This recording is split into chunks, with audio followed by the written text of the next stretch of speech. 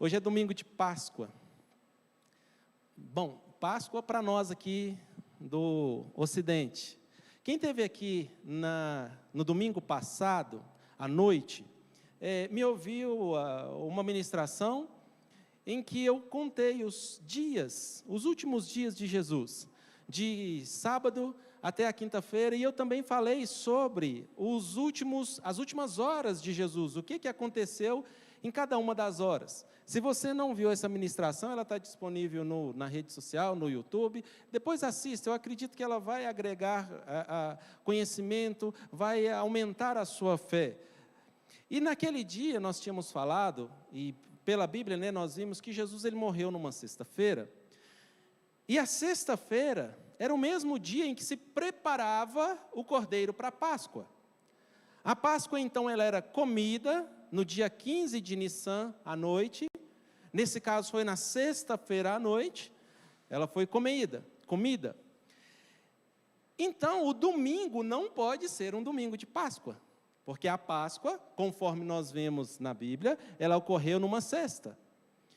Mas aqui, hoje, tradicionalmente, nós celebramos, o domingo de Páscoa é o domingo em que nós vamos comer peixe, ou o domingo que nós vamos comer chocolate, vamos distribuir ovos. Como eu disse na semana passada e quero repetir, olha, você tem liberdade na medida da sua fé de celebrar, de comemorar e passar esse dia da maneira com que você entender que esteja mais coerente com a palavra. Mas o que eu gostaria de reforçar, não esqueça o real motivo do dia de hoje.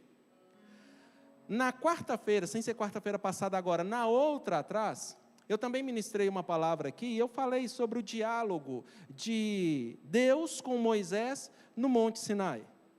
Do capítulo 20 de Êxodo até o capítulo 31 de Êxodo, conta uma história de 40 dias em que Moisés ficou no Monte Sinai com Deus. E Deus passou para Moisés várias orientações. O povo tinha acabado de sair do Egito, eles iam para a terra prometida. Deus então deu orientação para o povo, dando instrução para Moisés orientar o povo de como deveria ser o comportamento lá na terra prometida.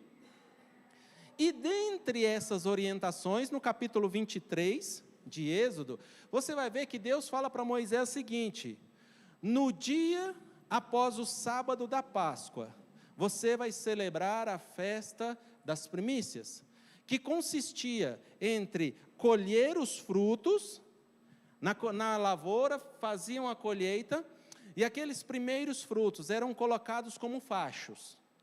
E esses fachos eram apresentados ao Senhor como uma oferta alçada.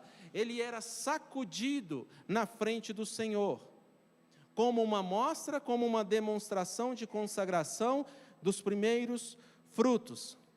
Jesus, ele ressuscitou no dia da festa das primícias. João chama Jesus de o unigênito de Deus. O apóstolo Paulo diz que agora ele se torna o primogênito de Deus, o primeiro fruto que surge, e junto dele, você e eu, ressurgimos, recebemos essa unção, esse novo nome, essa adoção como filho. O dia de hoje, o domingo de Páscoa, ou o domingo das primícias, representa os primeiros frutos, o sacrifício de Cristo na cruz, morrendo pelos nossos pecados e trazendo para nós hoje a vida. Então, quando você estiver na sua casa, estiver fazendo seu almoço, estiver com a sua família reunido, lembre disso, hoje é o dia de celebrar os novos frutos, é dia de celebrar a nova vida com Cristo. Entramos no mês de abril, e o tema desse mês é santidade. E eu quero falar brevemente sobre esse tema. Os nossos cultos, as nossas ministrações, os nossos louvores, durante todo o mês de abril vai ser voltado para este tema.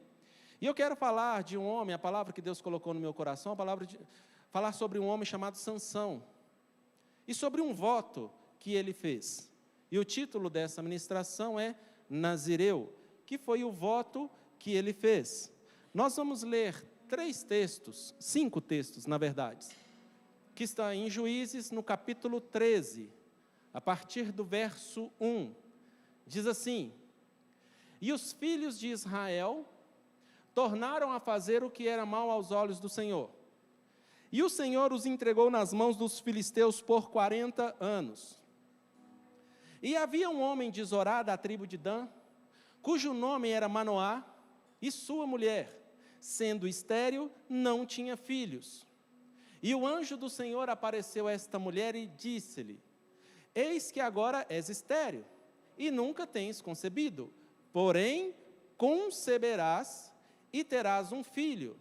Agora, pois, guarda-te de beber vinho, ou bebida forte, ou comer coisa imunda, porque eis que tu conceberás e terás um filho, sobre cuja cabeça não passará navalha, porquanto o menino será nazireu de Deus, desde o ventre, e ele começará a livrar a Israel das mãos dos filisteus. Fecha mais uma vez os seus olhos. Pai, nós estamos diante da sua palavra, e nós te pedimos que o Senhor possa revelá-la para nós. A letra mata, mas a revelação, o rema do Senhor, traz vida para as nossas vidas. Nós colocamos nas tuas mãos tudo aquilo que deixamos para fora da igreja, porque nesse momento nós queremos concentrar o nosso pensamento na sua palavra. Fale conosco, tira de nós toda preocupação, tira de nós toda ansiedade, tira de nós todo pensamento que é fora daqui, porque nesse momento nós queremos ouvir a sua voz, na certeza de que o Senhor está presente, não só porque somos mais do que 2 ou 3, mas porque nós podemos sentir a sua presença nesse local. Nós abrimos o nosso coração e estamos, Senhor, disponíveis a receber da tua palavra, em nome de Jesus. Amém. Veja bem, esse texto que nós acabamos de ler, ele ocorreu pouco tempo depois do povo ter saído do Egito.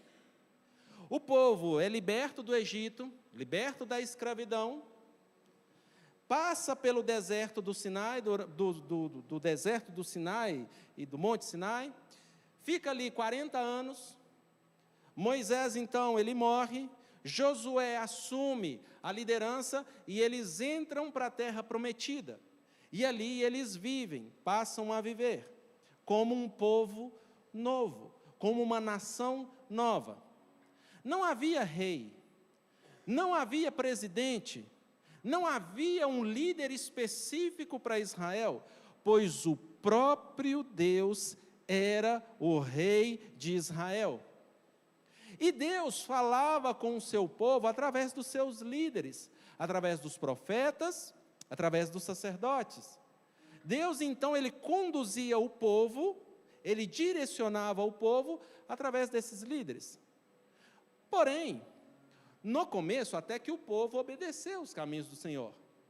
Mas o tempo foi passando, e o povo foi deixando a presença do Senhor. Eles eram um povo livre, com cabeça de escravos. Eles eram um povo que tinha ali agora o contato direto com Deus. Um povo que tinha o Senhor do Senhor como líderes deles. Mas eles agiam como quem fosse escravos ainda, não se entregavam ao Senhor, usavam costumes, tinham ações que não eram do Senhor e era ligado ao passado de pecado. Deus então, por diversas vezes, anunciou a salvação, anunciou o caminho correto para o povo, mas o povo não quis ouvir. Deus então permitiu, em determinado momento, que nações inimigas oprimissem o povo de Israel. Era como fosse um castigo, não para poder destruir o povo, mas é como às vezes a gente oprime os nossos filhos. Nós damos a ele uma condição que não é satisfatória, não porque nós somos maus, mas porque nós queremos levá-lo ao reconhecimento da regra, da necessidade da obediência. Então, vez ou outra, Deus permitia que povos inimigos invadissem Israel e oprimissem o povo. Por sua vez, quando o povo entrou na terra prometida, eles não conquistaram ela toda de uma vez.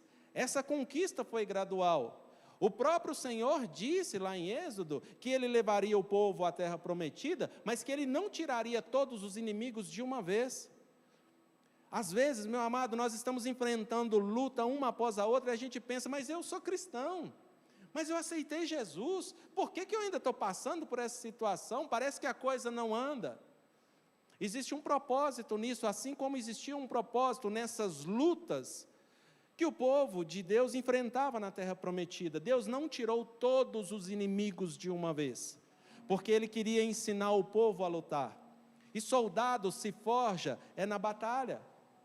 É na guerra que um soldado aprende o valor de um amigo, o valor de honra, o valor da proteção, o valor da obediência, o valor da hierarquia. É na guerra.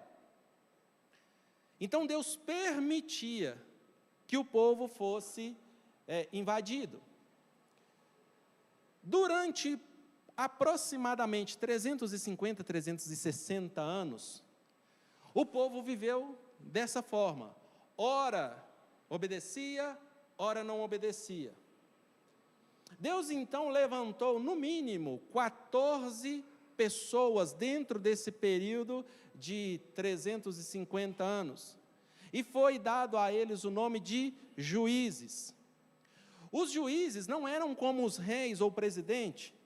Aqui no Brasil, a cada 4 anos, se troca o governador, se troca o presidente. Os reis, enquanto vive o rei, ele governa, mas quando ele morre, imediatamente o filho dele assume o lugar. Os reis não eram assim.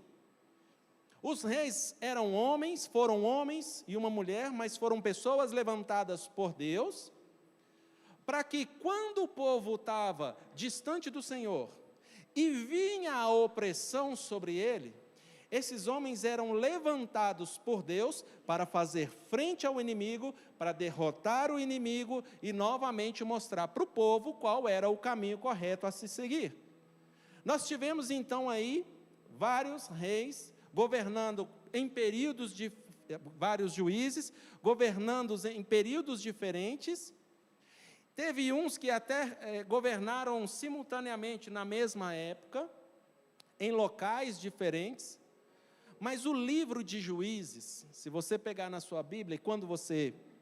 Eu imagino que quem está acompanhando a leitura diária da Bíblia, né, que está sendo disponibilizada diariamente nas redes sociais da igreja, se você está acompanhando, você já passou pelo livro de Juízes. Mas se você ainda não leu, eu te convido a fazer uma leitura. Ele é um livro histórico, a gente consegue pegar muito da cultura da época, do que acontecia na época passada. Os juízes, então, eram homens levantados pelo Senhor para fazer frente ao inimigo e trazer novamente a paz, trazer novamente a comunhão entre o povo com Deus. E dentre esses juízes, o 12º, que está aqui representado, nós tivemos Sansão, que é o homem que nós lemos esse texto agora, falando que a mulher ia ter um filho, que ela era estéril. É desse homem que nós estamos falando, de Sansão. O anjo do Senhor aparece a eles. Depois de 40 anos de opressão do povo filisteu com Israel, o povo de Deus abandonou a presença do Senhor e tinha 40 anos de sofrimento. O povo filisteu, ele ficava onde é hoje, não sei se você já viu o mapa de Israel, ou então às vezes em algum noticiário, no ano passado foi muito falado, da região de Gaza. A região de Gaza ela é uma região litorânea. E aquela região ali era habitada pelos filisteus. E os filisteus naquela época, eles eram muito conhecidos porque eles tinham habilidade e tecnologia com arma de ferro. Então eles eram um povo muito forte, era um exército muito difícil de se enfrentar. E esse exército, durante 40 anos, oprimiu Israel. Deus então envia um anjo até Manoá e a mulher dele e diz: olha, você terá um filho. E esse filho, o propósito dele, o objetivo desse filho é começar, não era terminar, mas era começar a restaurar Israel. E aí aqui eu quero abrir um parênteses sobre essa vida com propósito. Aqui nesse momento de anúncio e de separação, Sansão se aproxima, se assemelha muito de Jesus. Um anjo aparece a Maria e diz: olha, de ti virá o Salvador. Um anjo aparece para a mulher da Manoá e disse: de ti virá alguém que vai restaurar a Israel.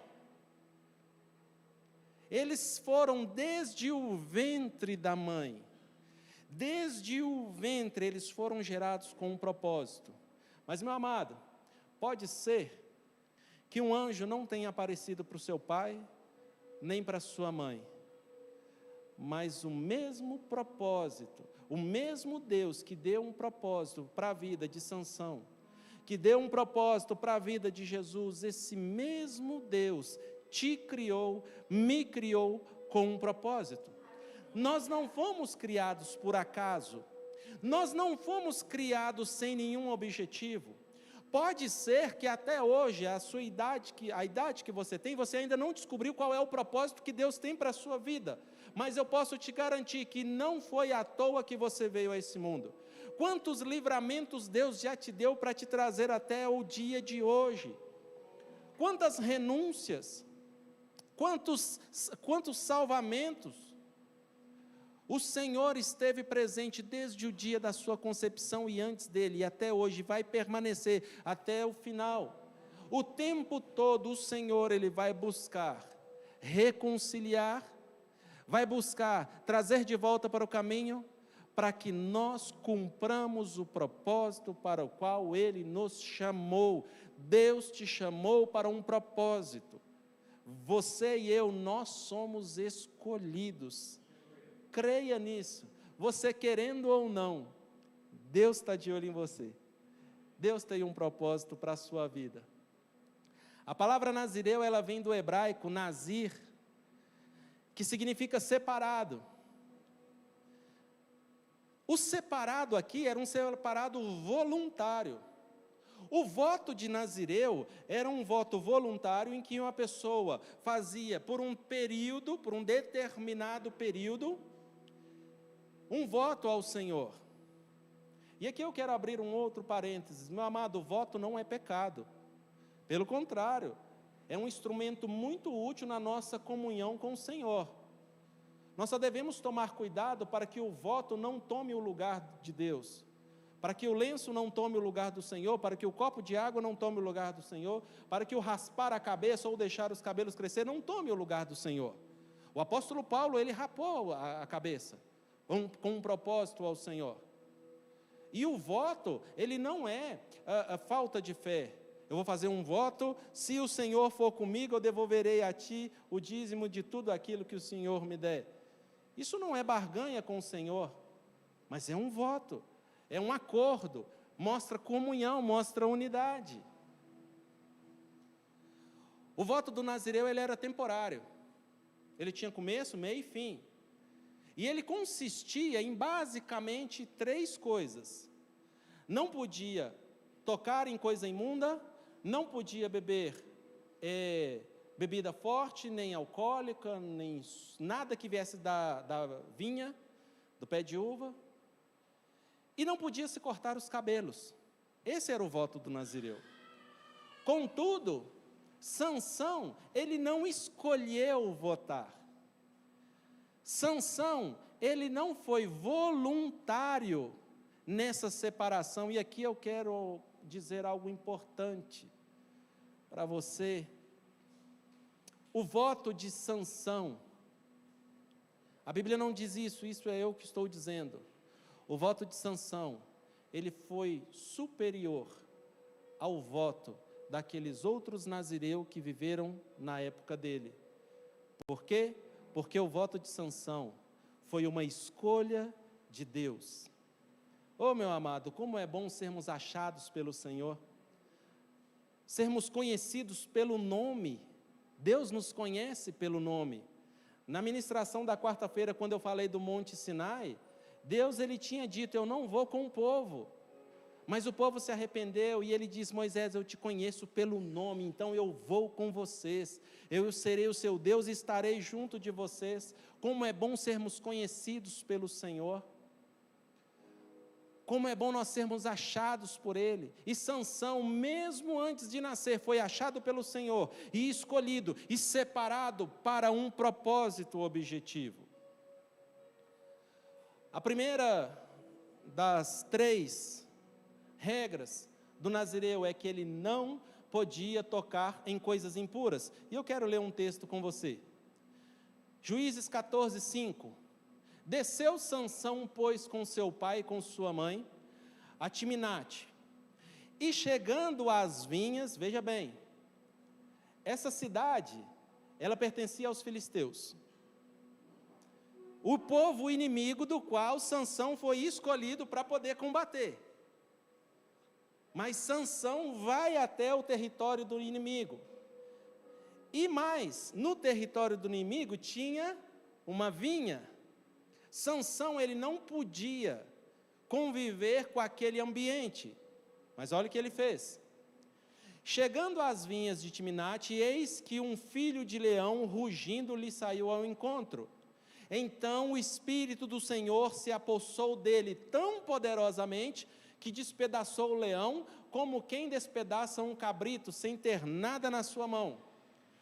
Porém, nem a seu pai, nem a sua mãe, deu a saber o que tinha feito. E desceu a Timnate, e falou àquela mulher, uma mulher filisteia.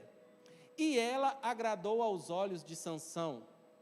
E depois de alguns dias, voltou ele para tomá-la como esposa. Ali não está falando isso, mas olha. Sansão se agradou de uma mulher filisteia. Aquele povo que Deus queria destruir. Sansão foi levantado para tirar a opressão do povo judeu que vinha do povo hebreu que vinha dos filisteus. E Sansão, ele acaba se afeiçoando, se associando, tornando-se uma só carne com o povo inimigo. E veja, ele era escolhido desde o nascimento. E apartando-se do caminho para ver o corpo do leão, eis que no corpo morto do leão havia um enxame de abelha com mel. E tomou nas suas mãos, e foi andando e comendo dele. E foi a seu pai e a sua mãe, e deu-lhes do mel, e comeram. Porém, não lhes deu a saber que tomara do corpo do leão. Veja bem, Sansão quis casar com uma mulher que era do povo inimigo.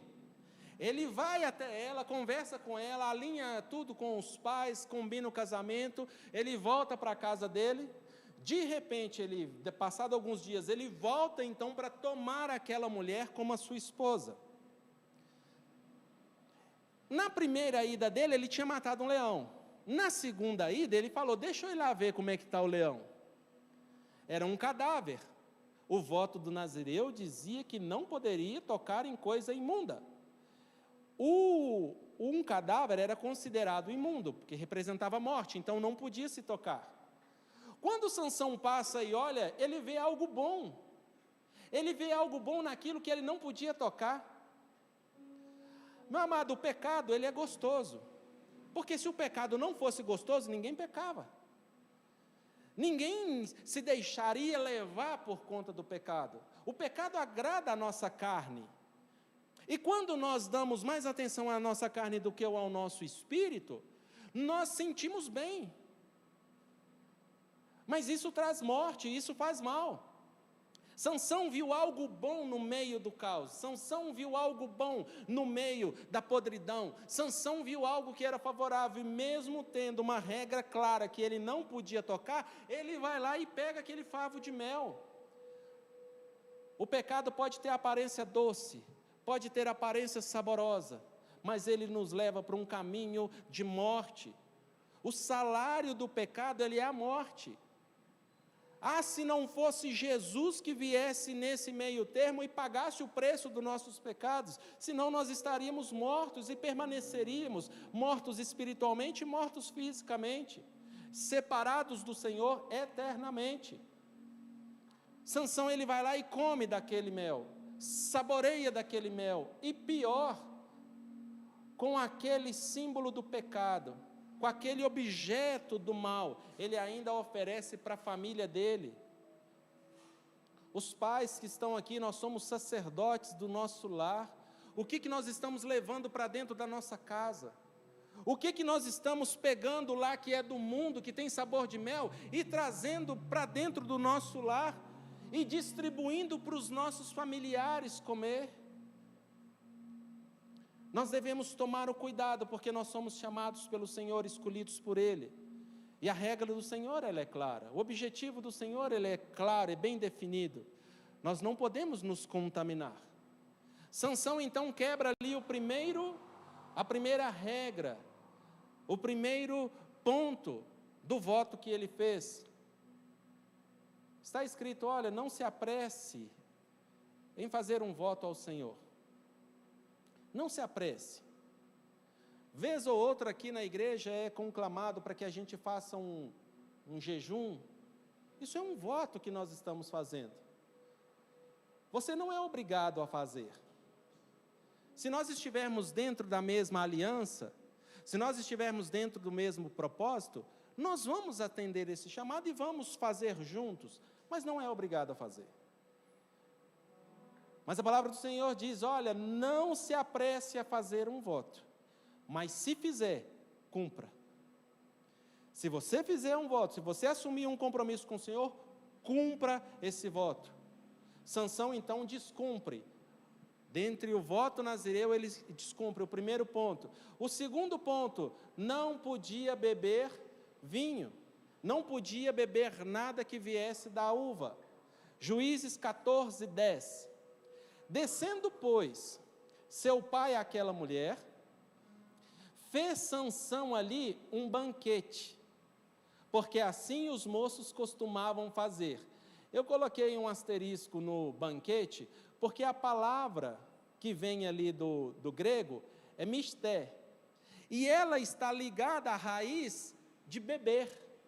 Então, quando estava escrito, Sansão fez ali um banquete, ou seja, Sansão fez ali uma festa onde se costumava ter o consumo de vinho, o consumo de bebida.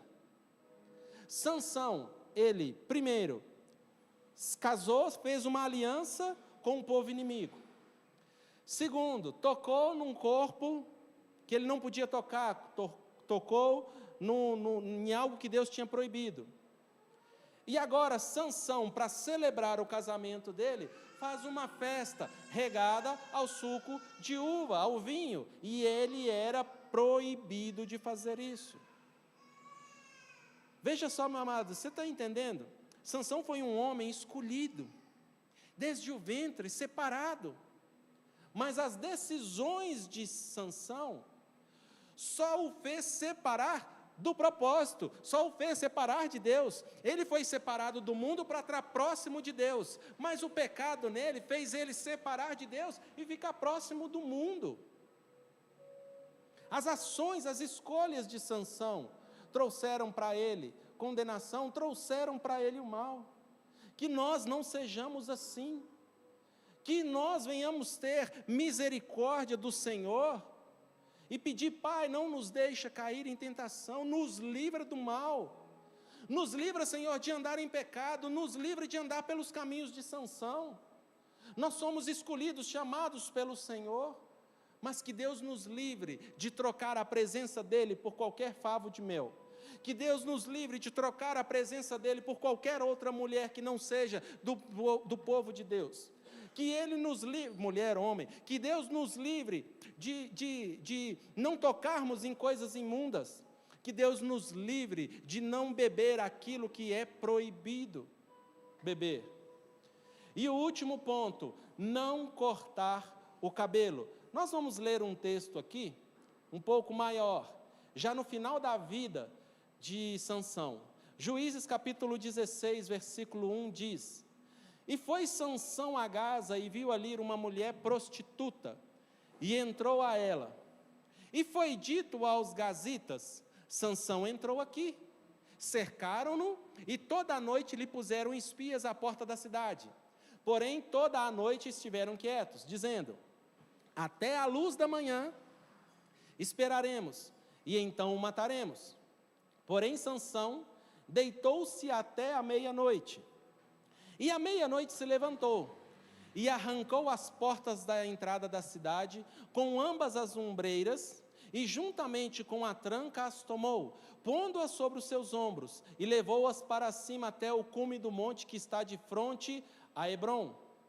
E depois disso aconteceu que se afeiçoou de uma mulher do vale do Soreque, cujo nome era Dalila. Olha o que Sansão fez. Ele foi lá na região de Gaza, lá no meio dos filisteus, e foi procurar uma prostituta. Eu não contei aqui por conta do nosso tempo, mas aquela mulher filisteia que ele casou, não deu certo, se separou. Ele se separou dela, houve uma tragédia familiar, a família dela foi toda destruída por conta de Sansão. Sansão fez uma bagunça no meio do povo filisteu, por birra, por briga com a mulher. Na sua casa, depois leia, Juízes, capítulo 13, capítulo 14, 15 e 16, são os textos que contam a história de Sansão. Sansão, então, vai de novo lá para Gaza, procurar uma mulher de lá. E a Bíblia diz que ele foi procurar uma prostituta. E nesse período que ele estava deitado com ela, era costume do povo, quando adentrava com uma prostituta, ficar até de manhã. Ficava na farra, bebia, se prostituía, e quando era de manhã, ia embora. O povo descobriu que Sansão estava lá. O que eles fizeram? O povo filisteu. O que eles fizeram? Vamos ficar aqui na tocaia, porque de manhã ele vai sair tonto, vai sair fraco, a gente pega ele e mata ele. E fizeram essa tocaia, porém Sansão não esperou de manhã. O texto ali diz que ele ficou até meia-noite. Quando foi de meia-noite que ele saiu, que ele chega na porta da cidade, a porta estava trancada. Muito provavelmente Sansão ali reconheceu: o povo descobriu o meu pecado. Quantas pessoas têm ido longe para cometer pecados? Porque não querem ser pegos, não querem ser vistos. Mas existem aqueles que não precisam ir longe, eles podem estar perto, mas eles conseguem ocultar, conseguem esconder o pecado da vista dos outros, porque de Deus ninguém oculta.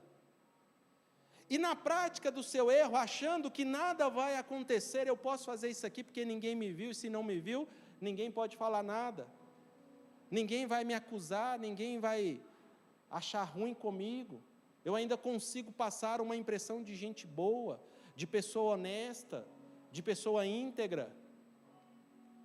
Sansão, ele tinha esse chamado de juiz, uma autoridade, alguém que foi levantado para vencer os inimigos. Porém, os pecados ocultos na alma dele faziam com que ele tomasse decisões erradas. Desce ele então, quando ele chega na porta e ele vê que estava trancado, e naquela época as portas eram de mais de metro de altura, eram paredes de pedra, não era fácil, não era uma portinha qualquer para uma cidade, ela era uma cidade fortificada, tinha paredes, então tinha que ter uma porta muito forte, uma proteção muito grande. Quando Sansão chega nessa porta, ele lembra: pequei, descobriram o meu erro. Quantas pessoas têm vivido a constância do pecado? Na igreja se arrepende, e eu creio que é genuíno o pedido de perdão. Eu creio que a pessoa vem: Senhor, me perdoa porque eu pequei, eu não consigo largar o vício, eu não consigo mudar o meu jeito de ser, eu não consigo ser uma pessoa melhor, eu não consigo ser diferente. Ela vem e abre o coração, Mas quando acaba o culto e chega na segunda-feira, chega no trabalho, chega em casa, chega na escola, na faculdade, ela começa a ter as mesmas práticas. Há uns tempos atrás aqui, o pastor Benedito ministrou uma palavra nos nossos corações, e ele falou sobre a mente cauterizada. Uma mente que já não sente mais dor pelo pecado. O pecado, ele nos faz sentir dor. Porque nós sabemos que estamos saindo da presença do Senhor, porém, quando isso vira uma constância, já não se sente mais dor. Eu já disse isso aqui, vou repetir. Quando eu era criança, a minha mãe, para poder explicar para o meu irmão e eu o quão nocivo era o pecado, ela pegou, na época, o liquidificador, saía a hélicezinha, acho que os de hoje nem saem mais, mas ela tinha aquele arno, o bege, e ela foi e tirou aquela hélice e colocou na mão assim, e ela disse, a minha mão é o seu coração, e a hélice é o Espírito Santo. Está cheio de carne lá dentro. E quando você peca, a hélice dá uma volta. Quando dá a volta, corta, dói, você sente dor. E aí você para. A carne regenera. Porém, uma pessoa que continua na constância do pecado, a hélice vai rodando. Daqui a algum tempo já não tem mais carne para cortar. A pessoa já não sente mais dor pelo pecado. Já não sente mais dor pelo mal que está na vida dela. Sabe que é errado, mas não consegue parar, e a isso nós precisamos de libertação, precisamos desse encontro sobrenatural com o Senhor, um mover sobrenatural, que nós estamos debaixo dessa palavra durante o ano de 2026, nós precisamos desse sobrenatural para mudar a nossa forma de agir, de pensar. Sansão então chega naquela porta e fala, eu pequei de novo, eu me arrependo, Senhor. Senhor, eu me arrependo. Eu não coloquei o texto aqui, por conta do tempo, mas em casa, leia. A Bíblia diz que então o Espírito do Senhor, de novo, desce sobre Sansão. O Espírito do Senhor veio sobre ele. E a Bíblia diz que ele arranca a porta, com uns umbrais. Eu não sei se você já pegou um umbral de porta de casa. Não é esses que a gente tem de madeira que a gente vai colocar. Ele já não é tão leve. Pensa a porta e o umbral de uma cidade. A Bíblia diz que ele arrancou, colocou sobre os seus ombros e foi até o monte de Hebrom. De Gaza até lá dá mais ou menos 70 quilômetros. 70 quilômetros vai dar daqui em Sete Lagoas, daqui em Mateus Leme. Ele andou 70 quilômetros, e a Bíblia diz que ele andou para um monte. A distância do nível de mar de um para outro, dá que ele andou quase 1 quilômetro para cima, dá 900 metros. Ele andou 70 quilômetros para frente, com 900 metros para cima, carregando aquela porta. A unção de Deus, meu amado, ela volta. A unção de Deus, ela vem para nós. Quando nós confessamos, quando nós nos arrependemos, a unção ela vem. E este é o problema, porque muitas vezes, como nós estamos vivendo no tempo da graça, e aí a gente às vezes tem um ato falho, comete algum erro, e não acontece um castigo imediato, a gente entende aquilo como Deus aceitou, eu posso continuar fazendo, eu posso permanecer, sem perceber que cada vez mais nós estamos nos distanciando do propósito e nos aproximando do mundo. Sansão então, a força dele volta, ele deve ter se sentido, Deus está comigo, é só eu pedir Ele perdão pelos meus pecados, eu não preciso viver uma vida de unção, é só eu falar, Senhor, me perdoa todos os meus pecados na hora da minha morte e eu vou ser salvo. Mas pode ser que não tenha tempo de pedir perdão de todos os pecados na hora da morte. E de que adianta viver uma vida inteira aqui na terra, de prazeres, e perder a eternidade com o Senhor? O céu, ele é real, tão real quanto o inferno. As nossas decisões, as nossas escolhas apontam o destino da nossa vida futura. Sansão então deixa lá em cima do monte aquela porta, E o texto 4 aqui que nós lemos, deixou a porta lá, desceu para o vale, e o que ele foi fazer? Achar outra prostituta. Sansão, ele já tinha quebrado o princípio de tocar em coisa imunda. Ele já tinha quebrado o princípio de não beber bebida alcoólica, bebida que vinha da uva. E agora faltava ele quebrar o último ponto, o último elo do voto dele, que era não passar a tesoura nos cabelos. Ele foi, deitou, essa história, acho que a maioria de nós aqui já ouviu falar da história de Sansão e Dalila. Ele se deita com ela, ele se embriaga, ela persuade ele conta para ela então, olha, a minha força vem dos cabelos. Eu quero te dizer uma coisa, meu amado, a força de Sansão não vinha dos cabelos dele. A força de Sansão, ela vinha da unidade que ele tinha com Deus. A nossa força não vem do frequentar a igreja. A nossa força não vem do nós participarmos do louvor, participarmos da pregação, não vem do fazermos parte de alguma equipe aqui, ou do ministério de servir, não. A nossa força não vem da nossa inteligência, da nossa capacidade de conhecimento, interpretação de texto. Ela não vem do tanto de filmes que a gente já viu sobre Jesus, do tanto de estudos que a gente fez sobre o povo hebreu, não. A nossa força, ela vem da nossa unidade com o Senhor. Na semana passada eu disse aqui, Deus, ele não é fiel a homens. Deus é fiel à palavra dele. E se eu estou debaixo da palavra dele, eu posso, sim, descansar à sombra do Altíssimo. O apóstolo Paulo, ele dá o exemplo, ele fala que a presença do Senhor nas nossas vidas é como um tesouro. Se você tem uma barra de ouro na sua casa, você não vai deixar ela na sua casa. Você vai colocar ela num cofre, vai colocar no banco, num local onde ninguém vai pegar, que é protegido. Mas a palavra de Deus diz que Deus tem um ouro. E sabe onde é que ele coloca? Dentro de vasos de barros frágeis. Não é o vaso que vai proteger, quem protege é o dono do vaso. Por isso que Deus confia em você e em mim o Espírito Santo dele, porque ele sabe que nós podemos pecar. João, ele disse, filhinhos, essas coisas vos escrevo. A palavra está escrita para que vocês não pequem. Porém, se pecar, saiba que você tem duas coisas. Um advogado fiel e um justo juiz. Por que João chama Jesus de advogado fiel? Quem aqui já participou de alguma causa, já teve alguma causa na justiça?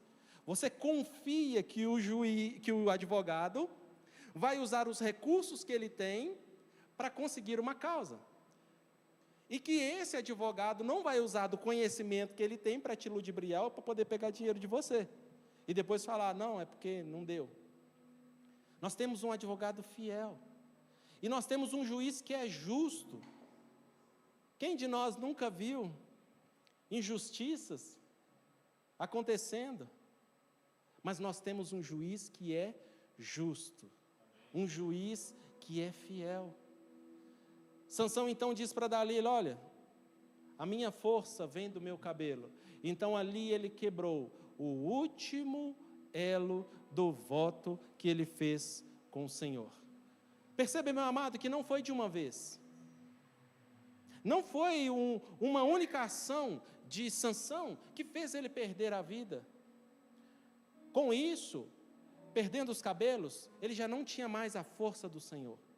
A presença do Senhor já não estava mais com ele, mas não era por conta do cabelo, era por conta do coração dele que estava distante de Deus. Não era os rituais, não era a exteriorização da fé dele, era o coração dele que estava distante e ele não cuidou para manter, ele não cuidou para poder se manter fiel, e isso foi a destruição dele. Os filisteus os amarraram, vazaram os seus olhos e levaram ele, depois do flagelo, levaram ele aprisionado.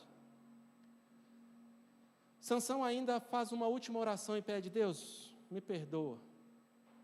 Deus, me dá novamente a unção. Deus, traga de novo para mim uma unção. E a Bíblia diz que o Espírito Santo, o Espírito do Senhor voltou a empossar Sansão, e ele agia com força, e ele então destrói as colunas do local que ele estava, matando ali vários filisteus juntos com ele, inclusive Sansão. Meu amado, hoje é dia de Santa Ceia. Nós já vamos passar agora para a ministração. Nós temos a oportunidade, assim como nós aprendemos na semana passada, que na quinta-feira, Jesus ele estava sentado com os discípulos. Na noite que ele foi traído, ele tomou o pão e, tendo dado graça, partiu para cada um e disse: coma, esse é o meu corpo que é dado por vós. Por semelhante modo, depois dele ter comido o pão, ele bebeu do cálice, dizendo: esse é o cálice da nova aliança no meu sangue. Fazei isso em memória de mim, porque todas as vezes em que beberdes do cálice e comerdes do pão, anunciam a volta de Cristo até que Ele venha.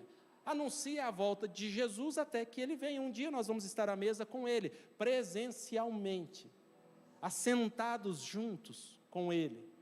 Mas enquanto Ele não vem, nós anunciamos que Ele vai vir através da comunhão, do partir do pão.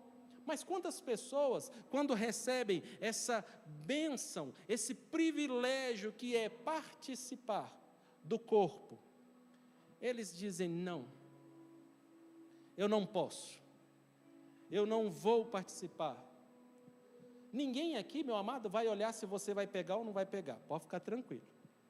Ninguém aqui vai julgar se você pegou ou se não pegou. Se você pegou, alguém vai olhar e falar assim: esse aí é de Deus, se não pegou, aquele ali não é. Não, ninguém vai fazer isso. Mas o que eu quero te estimular, meu amado, é que o seu coração esteja próximo do Senhor, não só por coisas externas, um cabelo, um tocar no vinho, um tocar em coisa impura, não só pelas ações exteriores, mas pelo um coração perto, porque aí, se nós tivermos o coração próximo do Senhor, nós vamos andar junto com Ele, nós vamos viver com Ele, nós vamos ouvir Ele falar conosco, e aí nós vamos, de glória em glória, alcançar um coração puro diante do Senhor. Essa é a palavra que o Senhor colocou no meu coração e eu quis compartilhar com os irmãos. Se votar ao Senhor, não tarde em cumprir esse voto. Mas o maior voto que nós podemos dar ao Senhor é o nosso coração entregue no altar. É a nossa vida todos os dias entregue na presença dEle. Que nós não venhamos quebrar esse voto com usos e costumes externos, tocando em coisa imunda, bebendo aquilo que é proibido. Que nós venhamos viver o propósito que Deus escolheu para as nossas vidas. Desde o ventre da nossa mãe, que nós possamos viver o propósito do Senhor.